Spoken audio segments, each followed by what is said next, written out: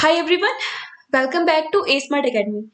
First of all, I'm hoping that you have already subscribed to our channel. If not so, please do subscribe to the channel and like the video. So today we are going to discuss about some of the banking terms, right? ठीक है, तो पहले video में तो हमने open market operation detail में discuss कर लिया था कि किस तरह से ये ओपन मार्केट ऑपरेशन के अंडर लिक्विडिटी इंक्रीज डिक्रीज होती है, इन्फ्लेशन हम कंट्रोल आरबीआई करता है। ठीक है, तो उसमें भी हमने रेपो रेट वगैरह पढ़ ली थी ओपन मार्केट ऑपरेशन के थ्रू। ठीक, तो आज हम करेंगे शुरू से लाइक बैंक रेट। ठीक है, उसके बाद एलएएफ आता है। ठीक है, एलएएफ के अंदर फिर रेपो रेट रिवर्स रेट आता है। चलो डिटेल में देखते हैं। ठीक, चलो तो पहला आता है आपके पास बैंक रेट। ठीक है, बैंक रेट क्या होती है पहले तो देखते हैं इसकी मेन चीजें। बैंक रेट होती है लॉन्ग टर्म के लिए और होती है कोलेटरल फ्री। कोलेटरल फ्री का मतलब होता है जब भी किसी से हम, मान लो आपने किसी से, आपका एक दोस्त है, ठीक है, आपने उससे मनी उधार पे ली, ठीक है, तो उसने आपसे कहा कि मैं तुझे ये तभी दूंगा, ये पैसे तभी दूंगा अगर तू मेरे पास इसके बदले में कुछ रख देगा। ठीक है, अगर तू मेरे पास इसके बदले में कुछ रख देगा तभी मैं तेरे पे विश्वास कर सकूंगा, इसीलिए तभी मैं तेरे को अपनी मनी दूंगा। उसको कहते हैं कोलेटरल, मतलब आप किसी चीज को गिरवी रख रहे हो दूसरे के पास। बैंक के केस में हम रखते हैं गवर्नमेंट सिक्योरिटीज को गिरवी, कोलेटरल के तौर पे। तो यहाँ पे आपका जो बैंक रेट है इसमें आपको कुछ भी गिरवी नहीं रखना पड़ता है आरबीआई के पास, आपको यानी कि बैंक को। ठीक है, मान लो ये बैंक है, ठीक है, बैंक है, आरबीआई है। जब शॉर्टेज ऑफ फंड्स होती है बैंक्स के पास, ठीक है, तो बैंक जाएगा बैंकर्स ऑफ बैंक के पास, दैट इज आरबीआई। ठीक है, तो आरबीआई बैंक को उसके पैसे दे देता है। मान लो 50 रुपए चाहिए बैंक को, एजम्पशन, ओके, ठीक है, तो वो उसको 50 रुपए दे देगा एक सर्टेन रेट ऑफ इंटरेस्ट पे। दिस रेट ऑफ इंटरेस्ट को हम कहते हैं बैंक रेट। लॉन्ग टर्म के लिए ये होती है कोलेटरल फ्री होती है, बैंक रेट की बात हम कर रहे हैं। ठीक है, चलो अब इससे क्या करता है बैंक, करता है लिक्विडिटी इंक्रीज और डिक्रीज। कैसे करता है देखो, मान लीजिए अभी बैंक के पास जो रेट है, बैंक रेट जो है वो है 5%। ठीक है, तो जो बैंक है उसको अगर 5% में उसका पैसा मिल रहा है आरबीआई से, ठीक है, तो आरबीआई से उसको 5% में मिल रहा है, तो वो अपने जो आगे जो उसके क्या कहते हैं बोरोवर्स हैं, ठीक है, उसके जो बोरोवर्स है बैंक के, उनको तो ज्यादा इंटरेस्ट के रेट पे देगा ना, बैंक ने भी तो पैसे कमाने हैं। ठीक है, तो वो जिस इंटरेस्ट रेट पे देगा वो ज्यादा ही होगा किससे, जिसपे उसको मिला है। ठीक है, बात समझ में आ गई। अब देखो लिक्विडिटी कैसे इंक्रीज डिक्रीज होती है।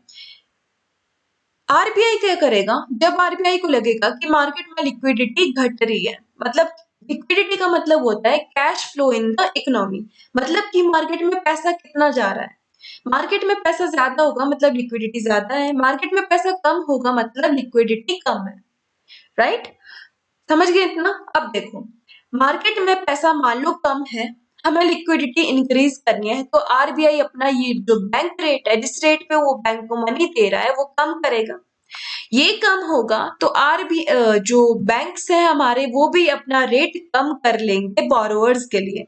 रेट कम करेंगे लोन पे तो बोरोवर्स ज्यादा अट्रैक्ट होंगे बैंक की तरफ, ज्यादा बोरोवर्स बैंक से जो है लोन लेंगे क्योंकि कम रेट पड़ रहा है उनको।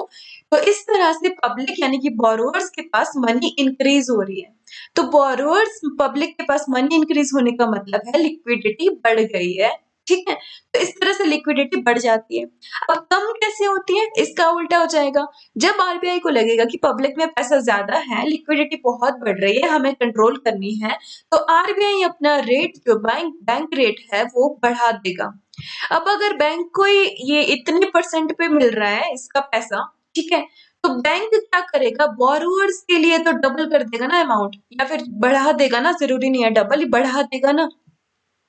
तो इससे क्या होगा, जो भी बैंकर के जो भी है बैंक के, वो क्या करेंगे, उसकी तरफ अट्रैक्ट होना बंद कर देंगे क्योंकि उनको महंगा पड़ रहा है ये लोन। ठीक है, इंटरेस्ट रेट ज्यादा पड़ रहा है। तो इस तरह से पब्लिक के पास पैसा कम होता जाएगा, जिससे लिक्विडिटी कम होगी। ठीक है, तो इस तरह से बैंक रेट से आपकी लिक्विडिटी हम कंट्रोल करता है आरबीआई।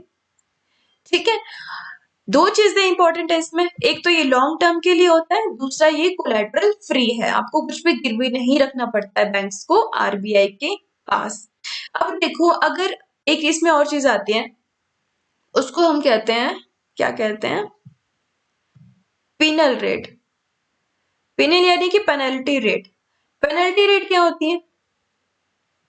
मान लो बैंक डिले कर गया वापस रिटर्न करने में पैसा, आरबीआई ने आरबीआई से जो पैसा लिया था उसको रिटर्न करने में डिले कर गया, तो उसपे जो है उसके रेट ऑफ इंटरेस्ट पे अलग से रेट ऑफ इंटरेस्ट लगता है, उसको कहते हैं हम पिनल रेट। जो देखो, अभी पहले वाला डिस्कस करते हैं। मान लो आरबीआई ने दिया बैंक्स को 5% पे पैसा, लेकिन बैंक्स का जो टाइम था आरबीआई को वो पैसे रिटर्न करने का, वो डिले कर गया, तो फिर आरबीआई चार्ज करती है पिनल रेट इसी 5% पे। ठीक है, जो रेट ऑफ इंटरेस्ट वो इस रेट पे चार्ज करती है उसको हम कहते हैं पिनल रेट यानी कि penalty rate. I am hoping that आपको ये चीज समझ में आ गई होगी। तो देखो, अब हमारा क्या होता है, बैंक रेट हमारा अब ज्यादा यूज नहीं होता, यूज होता है लेकिन कम होता है। अब हमारे पास जो लिक्विडिटी को इंक्रीज और डिक्रीज करने के लिए या कंट्रोल करने के लिए जो चीजें आती है वो आती है एलएएफ में। ठीक है, तो एलएएफ के बारे में पढ़ लेते हैं। बैंक रेट के बाद हमारे पास आता है एलएएफ। एलएएफ क्या होता है? Liquidity adjustment facility. As its name implies कि लिक्विडिटी को एडजस्ट करने के लिए ये फैसिलिटी है कि लिक्विडिटी मार्केट में इंक्रीज और डिक्रीज करने के लिए ये चीज होती है। अभी तक आपको शायद लिक्विडिटी का मतलब समझ में आ गया होगा। क्या होता है? इकोनॉमी में जितना भी कैश फ्लो हो रहा है, ठीक है, उसको कहते हैं हम लिक्विडिटी। सिंपल सा टर्म है, बस बैंकिंग के टर्म्स थोड़े से क्या होते हैं ना, लेवल वाले होते हैं कि लिक्विडिटी, ठीक है, एडजस्टमेंट फैसिलिटी, मतलब इनका यही होता है। लिक्विडिटी का मतलब कि जो भी मतलब कि बह रहा है पैसा मार्केट में, कैश फ्लो जो भी हो रहा है, ठीक है, मार्केट में, उसको हम कहते हैं लिक्विडिटी। तो कैश फ्लो को मार्केट में, पब्लिक में इंक्रीज डिक्रीज करने के लिए हमारे पास एलएएफ के अंडर टर्म्स आती है, रेपो रेट और रिवर्स रेपो रेट। क्या आती है? रेपो रेट और रिवर्स रेपो रेट। ठीक है, तो ठीक है, तो चलो अब रेपो रेट और रिवर्स रेपो रेट के बारे में थोड़ा सा पढ़ लेते हैं, क्या क्या होता है और कैसे ये कंट्रोल करता है, और डिफरेंस क्या होता है। अगर बैंक रेट है तो रेपो रेट क्यों होता है, ठीक है, ये भी हम देखते हैं, बैंक रेट और रेपो रेट क्यों होता है और डिफरेंस क्या होता है इसमें। एलएएफ के पहले इंस्ट्रूमेंट का नाम है, मतलब जिसके अंडर आता है रेपो रेट। रेपो रेट की डेफिनेशन आप सबने पढ़ी होगी। क्या होता है कि भाई जो जो आरबीआई चार्ज करता है बैंक पे, बस इतना ही मैक्सिमम लोगों को पता होता है, इससे आगे नहीं पता होता है मैक्सिमम, राइट। तो इसके बारे में डिटेल से पढ़ते हैं। क्या होता है, सबसे पहले देखो, हर एक सेकेंड, क्या होता है, हर एक बैंक के पास अपनी गवर्नमेंट सिक्योरिटीज उसके पास होती है। क्या होती है? जितने भी हमारे बैंक है, bank is our love, right. तो ये मान लो बैंक है, हर एक बैंक के पास उसकी गवर्नमेंट सिक्योरिटीज होगी। हर एक बैंक के पास गवर्नमेंट सिक्योरिटीज होती है। Sorry for the writing, okay, I am using touch pad. ठीक है, तो बैंक के पास गवर्नमेंट सिक्योरिटीज होती है अपनी। ठीक, अब देखो, मान लो ये बैंक है, इसके पास फंड्स की शॉर्टेज हो गई, पैसे की कमी आ गई, तो ये जाएगा बैंकर्स ऑफ बैंक्स के पास, मतलब जो बैंकर, जो बैंक्स का भी बैंकर है, ठीक है, तो वो है हमारा आरबीआई। ठीक है, ये है आरबीआई।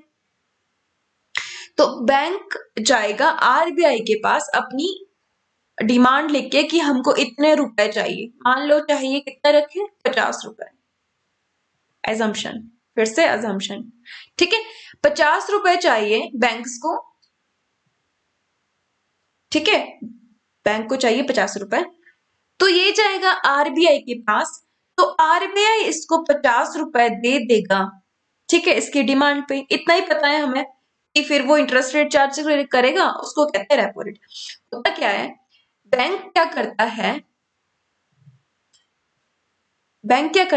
क्या करता है बैंक, आरबीआई के पास जाता है अपनी गवर्नमेंट सिक्योरिटीज लेके कि तुम इसे रखो अभी, ठीक है, कि आरबीआई तुम हमारी गवर्नमेंट सिक्योरिटीज को रखो अभी, और हमें हमारे फंड्स जो हमको चाहिए वो दे दो। आरबीआई बैंक्स इस तपाक में जाते हैं आरबीआई के पास कि भाई गवर्नमेंट सिक्योरिटीज उनको मिल रही है, आरबीआई के पास दे रहे हैं, तो वो सेफ रहेगी, इस वजह से हम फिर पैसे भी ले लेंगे, हमें नुकसान नहीं होगा, ठीक है। तो क्या होता है, आरबीआई उनसे गवर्नमेंट सिक्योरिटीज लेता है, ठीक है, उनकी मनी उनको दे देता है जितना भी उनको पैसा चाहिए, ठीक है।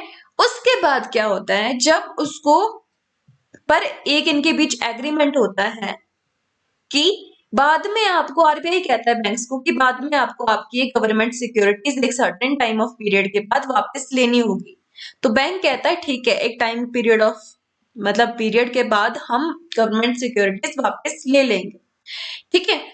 तो इसीलिए देखो, पहले बैंक दे रहा है आरबीआई को गवर्नमेंट सिक्योरिटीज, फिर आरबीआई दे रहा है बैंक को, कह रहा है कि तुम वापस ले लेना। क्या हो रहा है यहाँ पे, रीपर्चेज हो रहा है कि नहीं, फिर से परचेज हो रहा है ना, रीपर्चेज हो रहा है गवर्नमेंट सिक्योरिटीज का, ठीक है। तो इसीलिए हम रेपो रेट को रीपर्चेज रेट भी कहते हैं, ठीक है। ये वजह है, क्या वजह है, बैंक पहले देगा आरबीआई को गवर्नमेंट सिक्योरिटीज, आरबीआई फिर उनको वापस जो है बैंक आरबीआई से ले लेते हैं गवर्नमेंट सिक्योरिटीज। अब रेपो रेट कहाँ गया, अब देखो, जो इस गवर्नमेंट सिक्योरिटीज पे जब ये वापस ले रहे होते हैं, इस पे जो रेट चार्ज करता है आरबीआई, ठीक है, उसको कहते हैं reverse repo rate.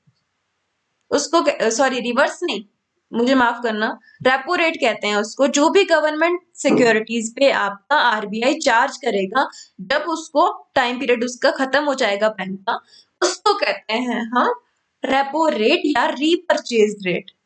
Repo rate या रीपरचेज रेट, क्योंकि गवर्नमेंट सिक्योरिटीज का रीपरचेजमेंट हो रहा है, ठीक है।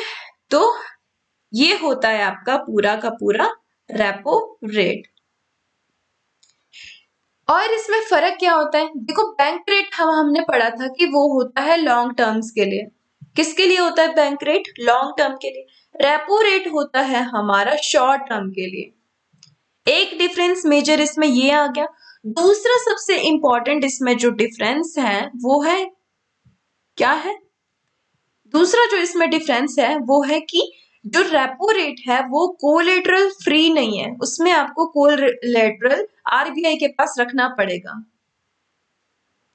गिरवी क्या रखते हैं, अभी हमने पढ़ा, बताओ क्या रखते हैं, गवर्नमेंट सिक्योरिटीज। बैंक रखता है गिरवी गवर्नमेंट सिक्योरिटीज आरबीआई के पास, उसको कहते हैं कोलेटरल। बैंक रेट होता है हमारा कोलेटरल फ्री बैंक रेट, ठीक है। और ये होता है, ये कोलेटरल फ्री नहीं होता, रेपो रेट कोलेटरल फ्री नहीं होता। ये मेन डिफरेंस है रेपो रेट में और बैंक रेट में, ठीक है। चलो अब देखते हैं हम, अच्छा एक और इसमें डिफरेंस रहता है, ठीक है। जो बैंक रेट है ना हमारा, वो सिर्फ और सिर्फ शेड्यूल्ड कमर्शियल बैंक के लिए होता है, ठीक है, शेड्यूल्ड कमर्शियल बैंक के लिए होता है। कौन सा, ये बैंक रेट है, ठीक है। और जो हमारा रेपो रेट होता है वो होता है सारे जितने भी आरबीआई के क्लाइंट है, वो कोई भी हो सकता है, ठीक है। तो रेपो रेट चलता है सारे के सारे आरबीआई क्लाइंट्स के लिए, जबकि बैंक रेट होता है सिर्फ शेड्यूल जो भी कमर्शियल बैंक्स होते हैं। ये चीजें 3 पॉइंट्स याद रख लेना, ठीक है, यही इंपॉर्टेंट है। और ये भी देख लेना इसको रीपरचेज क्यों कहा जाता है, ठीक है। आगे चलते हैं, अगला है reverse repo rate. Reverse repo rate है बिल्कुल उल्टा पुल्टा किसका, रेपो रेट का, ठीक है। रेपो रेट का उल्टा होता है रिवर्स रेपो रेट, ठीक है।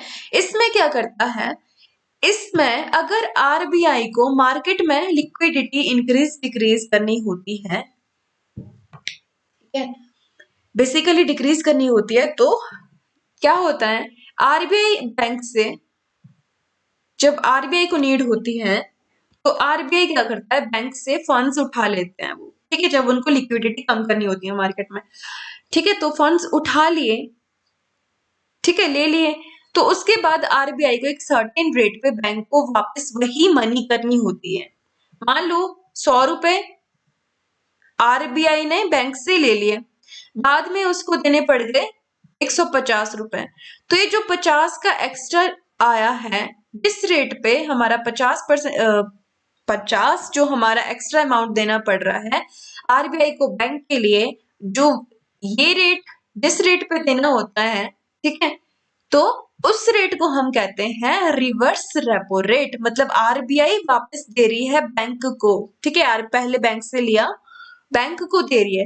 रेपो रेट का उल्टा हुआ कि नहीं, इसका मतलब रिवर्स ऑफ रेपो रेट, ठीक है, रिवर्स रेपो रेट होता है रिवर्स ऑफ रेपो रेट, तो वही हो रहा है। पहले बैंक ने आरबीआई से फंड्स लिए थे गवर्नमेंट सिक्योरिटीज के बदले, तो अब क्या करेगी आरबीआई, करेगी मांगेगी बैंक से पैसा, वापस लेगी, ठीक है, लिक्विडिटी एडजस्ट करने के लिए, ठीक है, जरूरत होगी या तो आरबीआई को, ठीक। तो ये हो गया रेपो रेट का बिल्कुल ऑपोजिट होता है रिवर्स रेपो रेट। क्या होता है, रिवर्स रेपो रेट। तो ये होता है शॉर्ट टर्म के लिए, ठीक है, ये भी होता है हमारा शॉर्ट टर्म के लिए। शॉर्ट टर्म का मतलब होता है 14 दिन, ठीक है, 14 दिन होता है शॉर्ट टर्म का मतलब, याद रखना है इसको, ठीक। तो ये थी सारी की सारी चीजें जो हमने डिटेल में पढ़ ली। Repo rate, reverse repo rate, liquidity adjustment facility, किस तरह से इन्फ्लेशन कंट्रोल और कंट्रोल करता है, लिक्विडिटी इंक्रीज डिक्रीज करता है बैंक, सॉरी आरबीआई, ठीक है। तो ये सारा कुछ हम पढ़ चुके हैं। आई होप आपको ये वीडियो अच्छे से समझ में आई होगी, सेशन आपने एंजॉय किया होगा। कोई डाउट रहता है तो आप हमसे कमेंट सेक्शन में पूछना, या फिर टेलीग्राम पे ए स्मार्ट एकेडमी डिस्कशन ग्रुप, इस नाम से आपका ग्रुप मिल जाएगा, उसको ज्वाइन कर सकते हो आप, ठीक है। चलो आज के लिए बस इतना ही, आपसे अगली वीडियो में मिलते हैं। Take care, bye bye.